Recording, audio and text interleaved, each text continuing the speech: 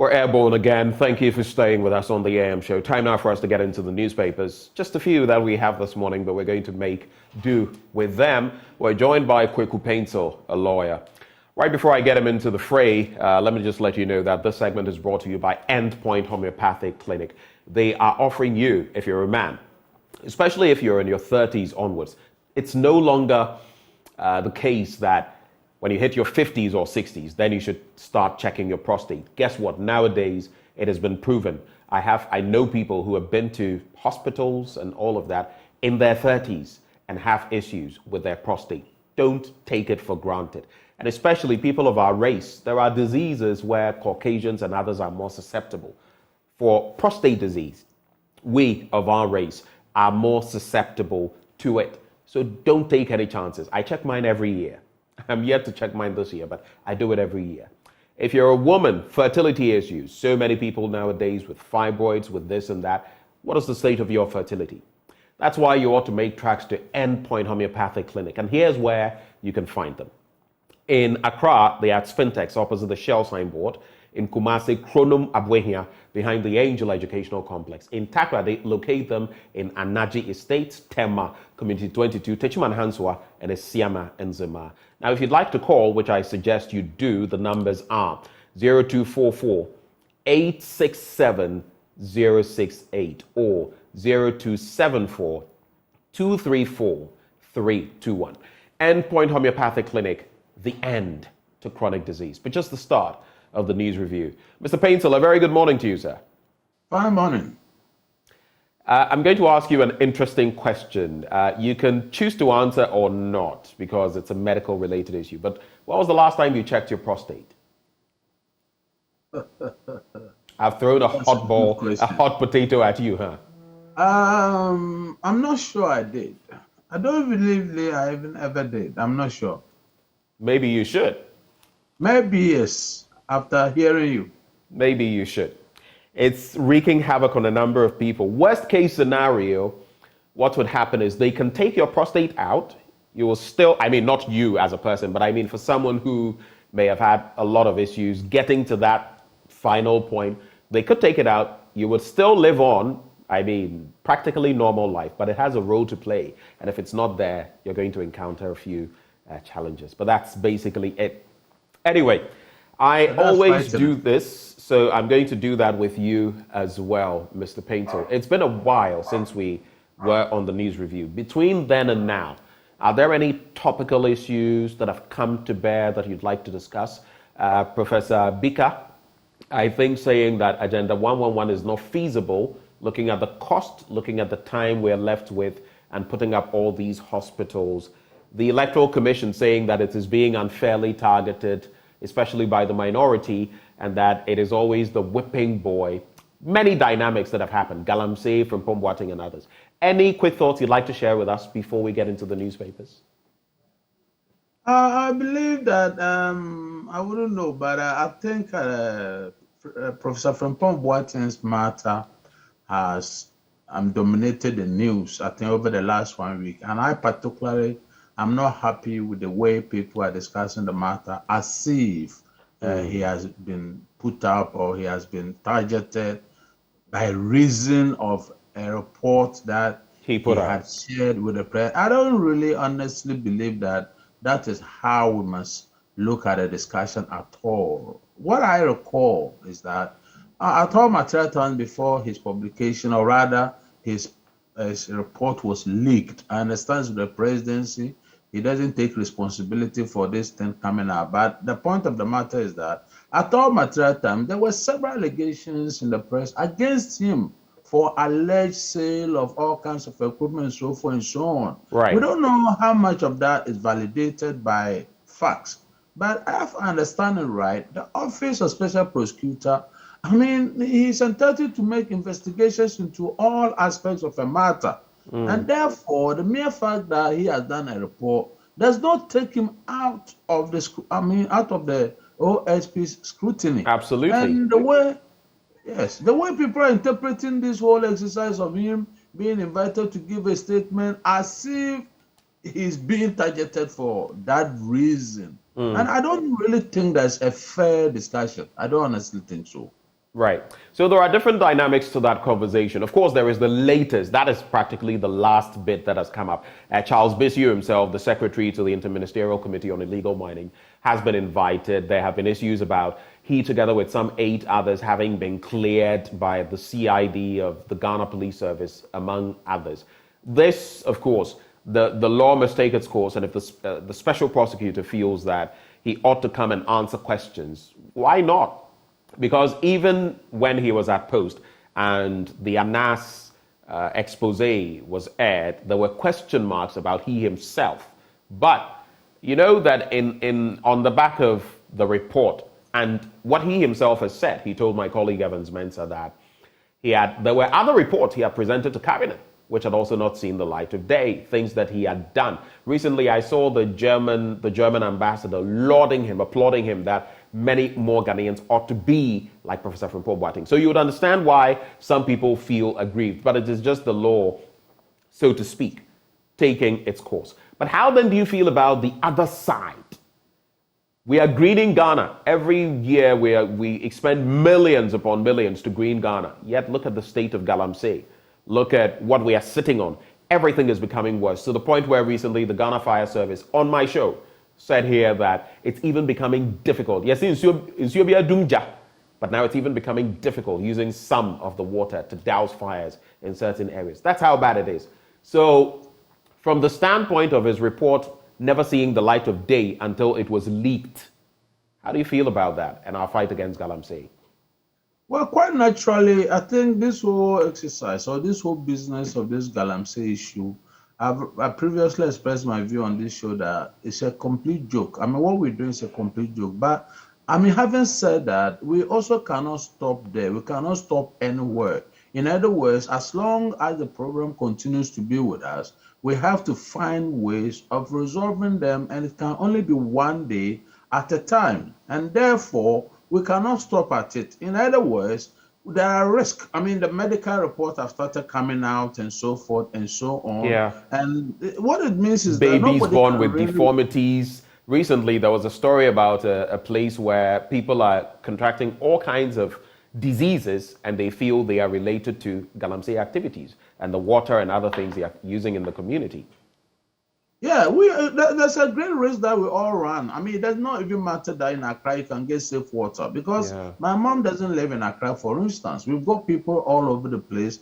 The issue is much more serious than we're all looking at. And even from our perspective, it's no longer, even though the presidency or the president or the executive take responsibility for all these matters, it's about time that individuals like you and I, everybody, communities, chiefs, everybody, the people have to deal with it within their communities the best way that they can. Because if every time that we are trying to look at, obviously we require leadership at all levels. But the real point I'm making is that now it appears that individual, everybody has to be involved one way or the other. And then we all have to take things into our hands one way or the other. I mean, that's the way I'm looking at it, because it is quite clear to me that if we leave this issue, you may call it lack of leadership, you may call it leadership failures, but at the end of the day, that alone, by just describing the way we are describing it, will not solve the problem. Leadership ought to come from some angle, from the presidency, if I may put it bluntly. We've got a whole Minister of Environment. If leadership is not coming from there, direction is not coming from there, what about our chiefs?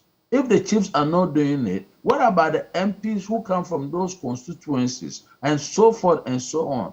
At the bottom line, I'm asking that local communities must take responsibility, because see, what is really happening is that we've got the local communities themselves who go and do these things in their own communities. They take the benefit, the gold and whatever. Nobody even benefits from this gold anyway. It is individuals that eventually become local tycoons and rich people. So therefore, I think it's about time that, as we normally put it, we all think outside the box. At the end of the day, we've got a menace. We've got, critically, serious issues. And somehow, we are not going to rest until we've got clear solutions to these problems. And it's a failure, in my honest view, on the part of the executive. And this one, I'll put the problem at the doorstep of the presidency. And if we have concluded that the president has failed in this endeavor, we're not going to clap our hands and take some joy in knowing and people are scoring political points. It's quite clear that the previous government also could not solve this problem. And unless we all sit down and do something drastic about what we're facing in this country, I do not know what's going to happen. In 5 years, 10 years time, we do not know. But please, it's a much more critical issue than the political this thing that we are giving to it, the coloring and all of that. We need to go beyond that. That's my take on this issue of Galamsey. It's been a national failure, it's a national disgrace, and we cannot sit and just talk about the same problem every day and not solve it in some ways that are much more practical than the way we have been doing it. That's my take on this matter. Let's get into the newspapers now, reflect on some of the stories there. We'll start with the Daily Graphic, as always. We need morally upright judges, President Akufo-Addo declares as he swears in new Chief Justice. Being a lawyer, I'm sure you're going to be pretty interested in this one. Information Minister commends graphic for digitizing archival material. And tourist arrivals surge. USA, India, Nigeria, China, top list. I'll be getting into that story. Interesting one there. On the back page, floods displaced 5,000 people in the Volta region. 5,000 people. Flooding in our country. They are like siblings. So those are some of the stories, and should time suffice, which I hope it would, I'll also get into those international stories. Page 5, I feel your pain, Tinubu to Nigerians. Gambian president hints at third term bid. Our African presidents are wanting to be there ad infinitum. Be there, be there, be there. The question is, even when they are there, not a problem. What are they delivering? In Rwanda, you can always have your problems with how things are going there. I have my own problems with Paul Kagame, but the fact is he delivering? If you go to Rwanda and you see the place, a place that in the 90s, was in 1994, experienced the genocide, everything was turned on its head. And you look at what they've attained since then till now, and you look at us from 1957 and where we are, then weighing them. Do you go the Singaporean route like Lee Kuan Yew, or do you keep going our route with a so-called purported democracy? Because democracy is not just something that cuts across. In India, it is exercised differently. In the UK, we still call it democracy differently. Even the Chinese will tell you they have some element of democracy in there. So look at what is happening in Senegal, for example. Heavy rain, floods threaten Côte d'Ivoire, cocoa, and South Africa's ANC expels former Secretary General. I'll be getting into all of those, but let me start with the first. President Nana Addo Dankwa Akufo-Addo has sworn in Justice Gertrude Arba Isaba Saki Tokonu as the 15th Chief Justice of the Supreme Court since the inception of the Fourth Republic. Laying out his expectations of the judiciary, President Akufo-Addo declared that, quote, it is crucial that we have judges who are morally upright, with intellectual integrity, and with the thorough understanding of the law.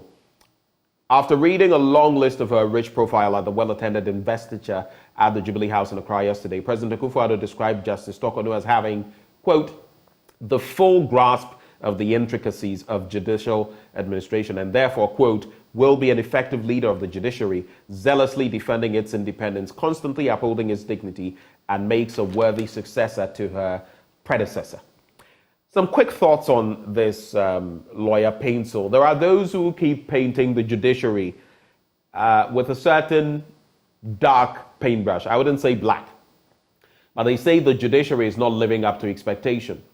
We can talk about legal education in this country, the General Legal Council, of which the Chief Justice is a member head, and how legal education has been dispensed in our country. We can talk about the dispensation of justice itself, politically and otherwise. We can talk about the James Jachikwason situation. We can talk about the Domelevo, former Auditor General situation, and why it took so long. These are some pot shots people have taken at the judiciary.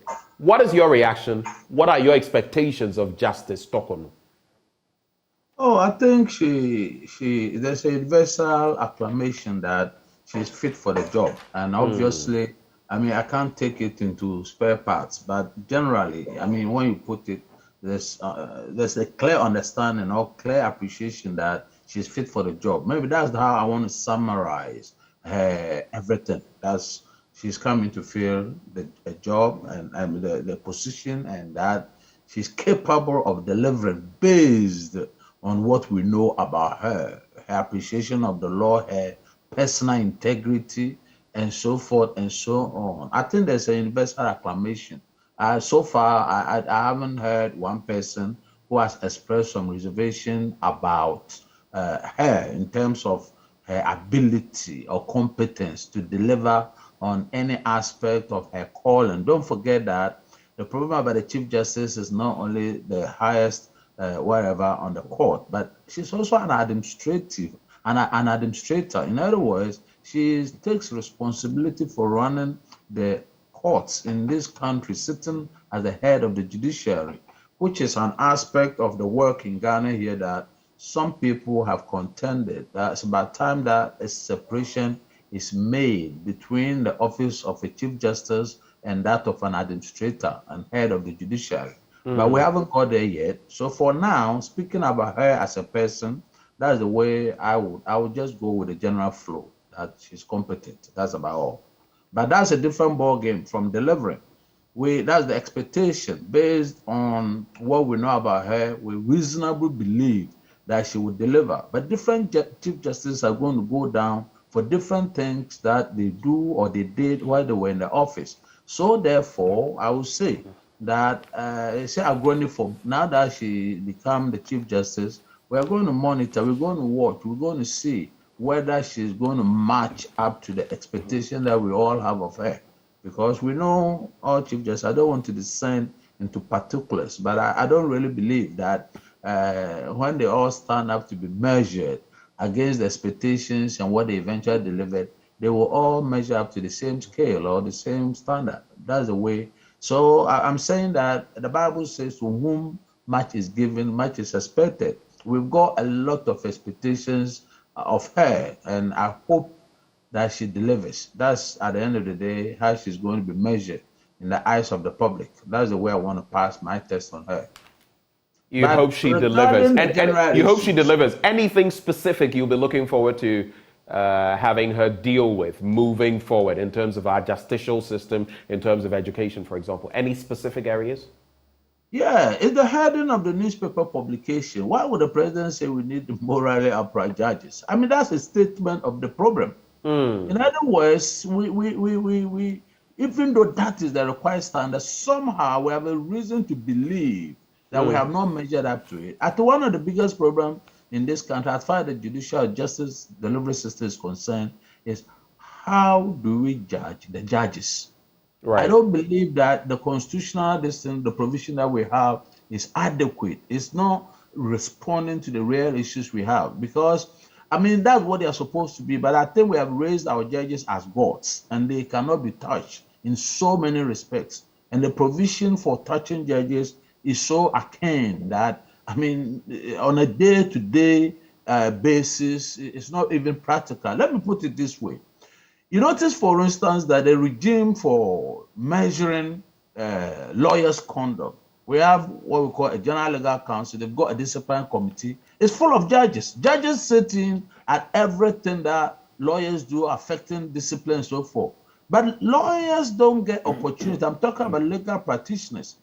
We don't even get opportunity. They've wore themselves off with this constitutional provision about a petition to the president and so forth and so on. It's not practical enough. Given the way our court system is being run, and given the pervasive perception that judges are corrupt and whatever, I mean, even the system of proving this thing, I'm not sure it's adequate enough. And it's about time, like Caesar's wife, our judges must be above suspicion. We must be able to provide a system that would ensure that our judges can come under much serious scrutiny than they do now, because it doesn't do us good that there's a lot of perception, there's a lot of rumor, there's a lot of whatever about them. I sympathize to a large extent with the way that people perceive our judges, but there's no smoke without fire. whether we're able to go to where the source of the smoke is and nip it in the bud, or we continue with it, and it doesn't really help anybody. Doesn't help anybody. Just to cap it all off so we can move on to other stories. Are you saying, in a way, our judges have become, we've created a system where our judges are tin gods or demigods in a way. They are untouchable and sometimes they get away with things that they ought not to. Is that what you're saying? I've said more than that. They are more than tin gods. They are more than demigods. They are more than, our judges are beyond approach and so forth and so on. That's the way I would put it. And it even reflects in the attitude of most judges, even at the lowest levels, how they treat even senior lawyers who appear before them. Some are only, now the impression is that once you become a judge, you can never even be wrong. Once you become a judge, with due respect, you are wiser than everybody who appears before the court. And some of them, they don't even treat the bar with dignity. And as a senior member of the profession, I think these are things sometimes erupts in, and it's about time that listen, at so many levels, judges would easily preside over functions being done by lawyers, but they don't even consider themselves. They don't even consider lawyers as proper to be involved in anything that they do. They think that every time, for instance, there's a seminar by lawyers that might be addressed by judges. But they don't even feel that even lawyers have better perspectives on the things that they do. We do the research and put it before them. A judge's duty, in my view, is much simpler than that of a lawyer. We do the research, bring it before you, at the end you make a decision, right or wrong. The other person may decide what he wants to do. So right. I don't even honestly believe that they should do some of the things that they do. I don't know how they form that impression. But why must judges think that they know better than a lawyer merely because they sit on the bench?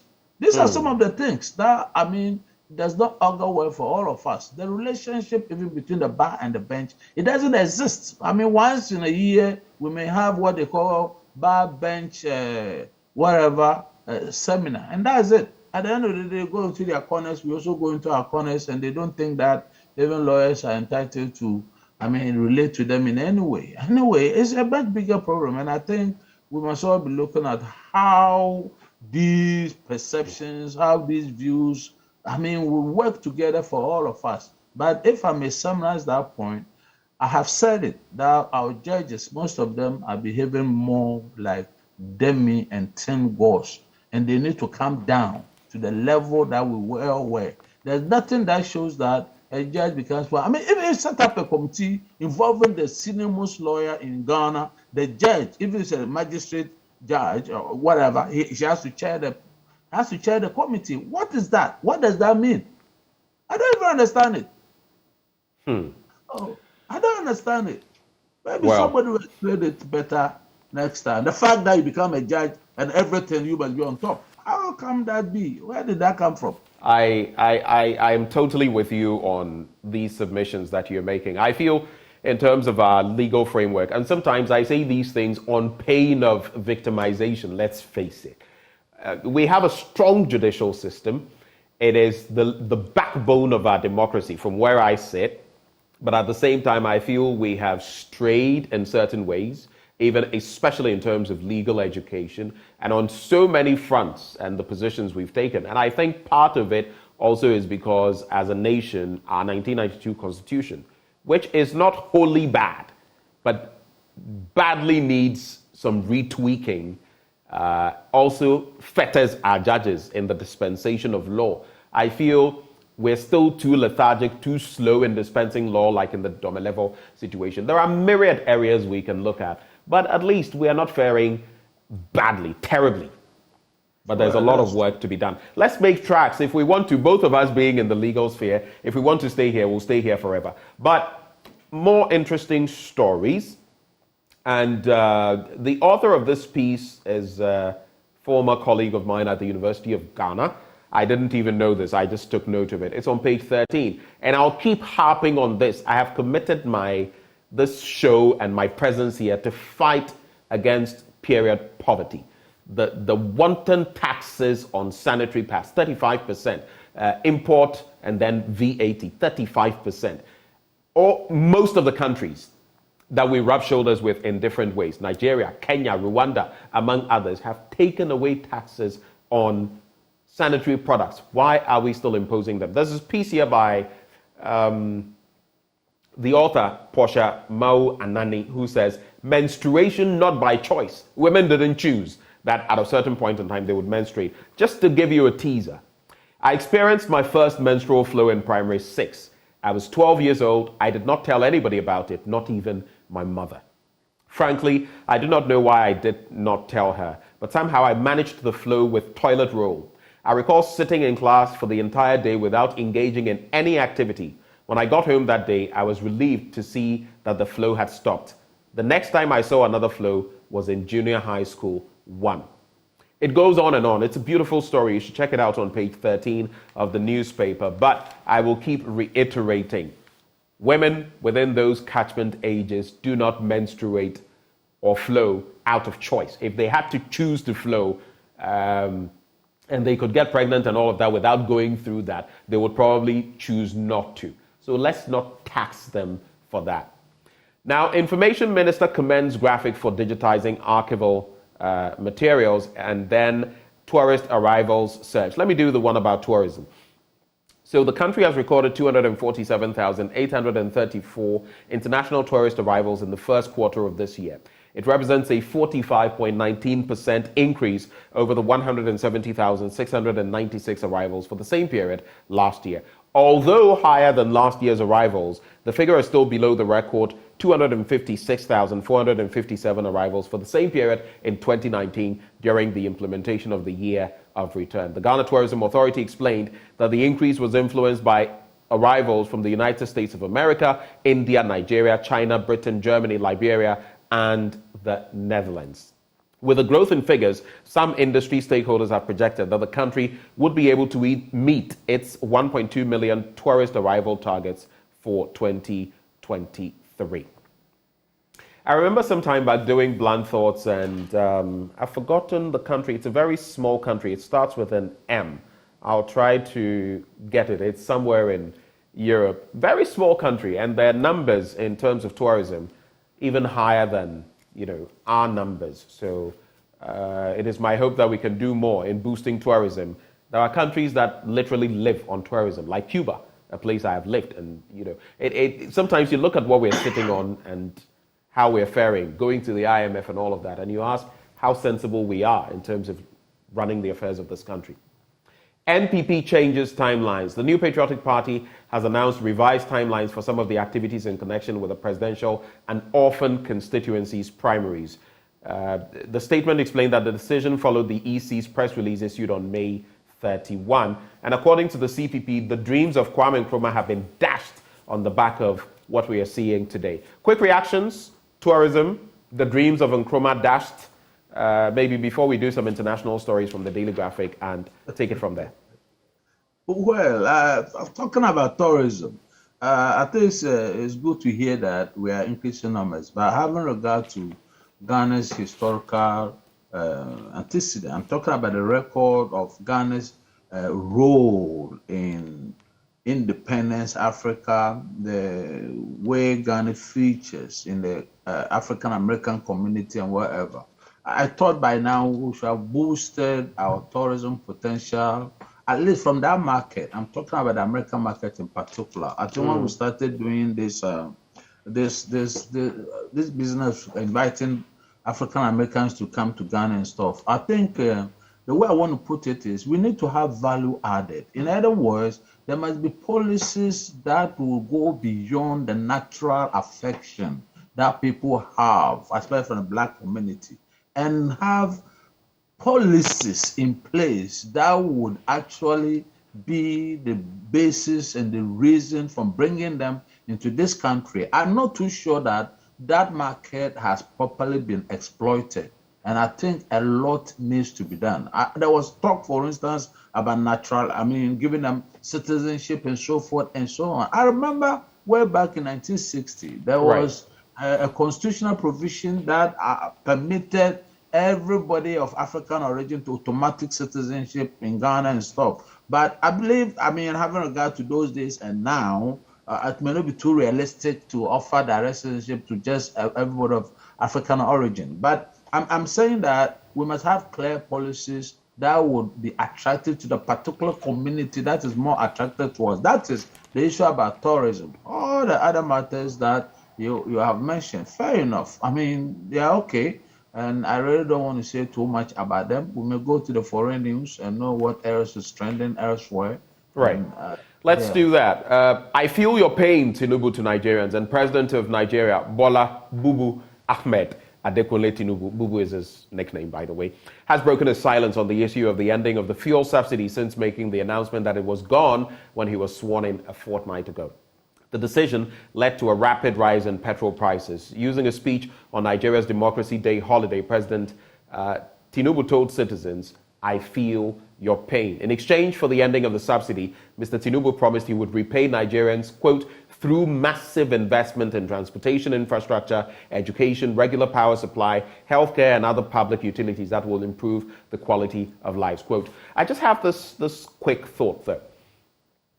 What is it with us Africans? Mo Ibrahim, the British Sudanese businessman, once at a forum asked, we vote all these old people, and I'm not engaging in ageism. Whenever I say this, I am clear. I'm not ageist, I'm not engaging in ageism, but where are we going as a continent, electing all of these old people, 80s, 90s? There have been people up north, Northern Africa, in wheelchairs who can't even walk, who are still contesting elections. There are people in Cameroon, in Togo, in other places, Equatorial Guinea, 40 years, 30 years, 20 years plus. Yet you look at the developmental cycle. What have they added to their countries? Where are they taking us? To the grave? So why do you feel the continent is so bedeviled with elderly leadership? Very few are young. Even look at Paul Kagame in Rwanda. We would say he's one of the young ones, but look at him, look at his age. What do you feel is driving that? And maybe you can just add your thoughts to Gambian President Adama Barrow, re-elected in 2021, who has hinted that he may run for a third term at the next election in 2026. African leaders never want to leave on time. Alassane Ouattara has extended in Cote d'Ivoire. They never want to leave when the time says they should go. They feel they have all the wisdom. They are the repository of wisdom. Yet, what are they delivering? Quick thoughts? Yeah, you know, if ever I have the opportunity of writing a book, I was going to write a book on the lost generation in Africa. The lost generation includes myself and includes many people. I mean, if you consider my age, and I consider myself as part of the lost generation. Why the lost generation? Contrast that present situation we have way back to the 60s. Our leaders, they all became leaders when they were very young, 23, 25, 30. Akufo, for instance, was Deputy Minister of Foreign Affairs when he was just early 30s. Buzia, look at when he became Prime Minister. Look at Kwame Nkrumah when he became President. All of these people, they started to rule Africa. I'm talking about the politics of Africa and leadership. And the fact that people rose to all kinds of positions in the early days, in their teens and their mid-20s and early 30s.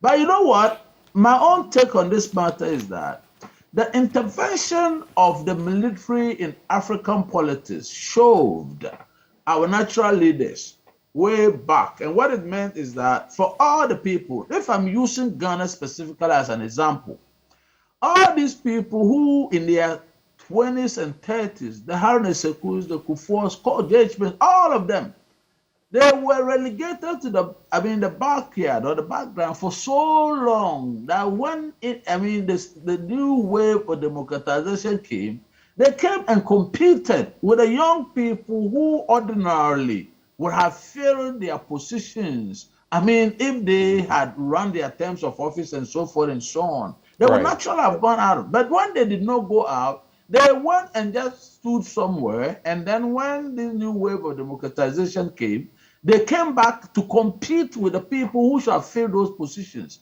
That, for instance, in Ghana, in my analysis, shows the difference between, for instance, the NPP politics and the NDC politics. You notice that the NDC, the revolutionaries, I'm talking about people to Tobukwachi, the Chikates, all of them, they were very young men who became part of the revolution.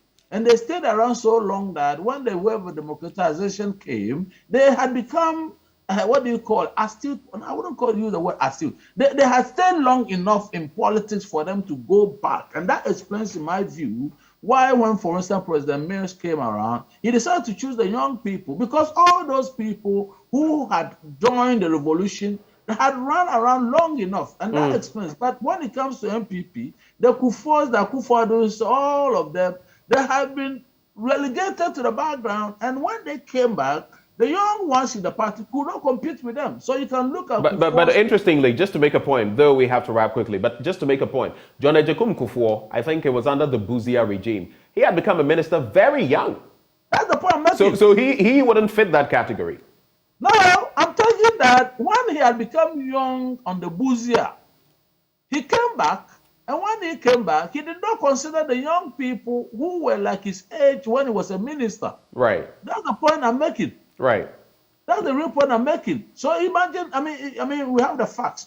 When Kufuor came, all the people he surrounded himself with were largely his gutter-to-gutter peers, mates. You know what I'm saying?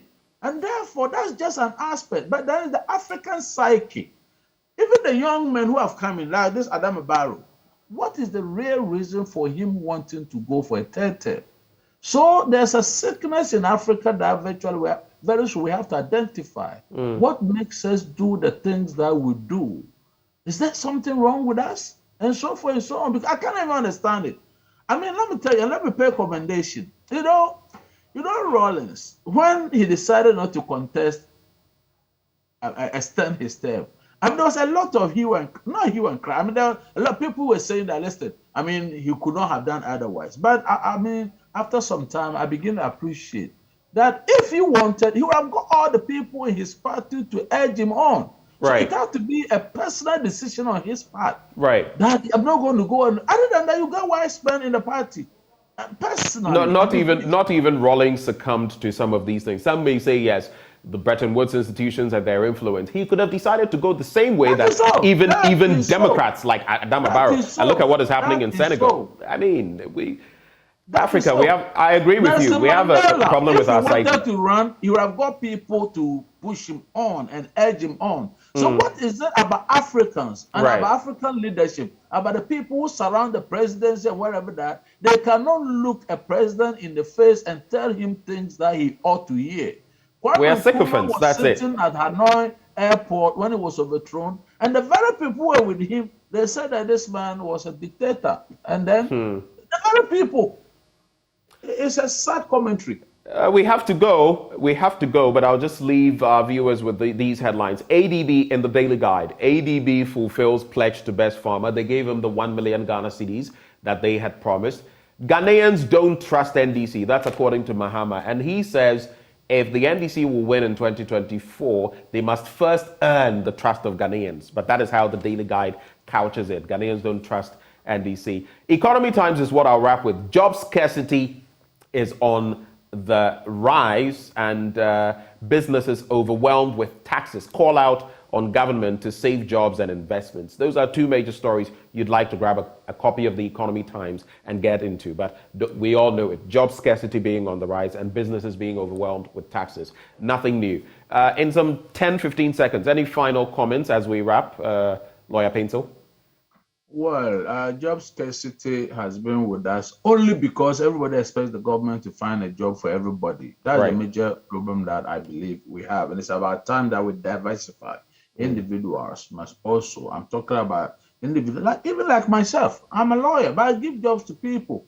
I open up people I employ. I mean, and so forth and so on. So let's look more at the private side of things than always expecting the Ghana government to provide jobs for everybody. The Ghana government is incapable of providing jobs for everybody. That's my final That is true. Mr. Paintel, thank you so much for joining the conversation this morning. We wish you the very best of the day, sir. You're welcome. Thank you very much. Kweku Paintel is a lawyer and a man who speaks his mind. Right before we go, happy birthday to Amatamaklo, CEO of Food 101. You have been a huge blessing and truly impacted your family, friends, workers, and generation. God richly bless you for us on this special day and make you great. Cheers to you. Happy birthday to Alexander Kingsley Copson. We love you dearly and thank God for giving you to us. It's from your lovely wife, Elizabeth Millicent Copson, children, family, and friends. And belated birthday wishes to my own godson, Victor Yekple. I call you brother. You're a fantastic young man. God richly bless you. and make you great and strong like Ghana. As we wrap and get into sports, Endpoint Homeopathic Clinic helped us to bring you this segment. They're offering free prostate screening, free fertility screening for women as well. Locate them here in Accra at Spintex opposite the Shell signboard, Kumasi Krono Mabwe here behind the Angel Educational Complex, Takwade Anaji State Tema Community 22, Tichiman Hanso and Esiama Nzima. Reach them as well via phone on 0244 867 068 or 0274 234 321. Endpoint Homeopathic Clinic, the end to chronic disease. Yesterday, or should I say overnight, the Denver Nuggets became the NBA champions for the very first time, with the Joker, Nikola Jokic, leading the team. That and more in sports coming your way. Do stay.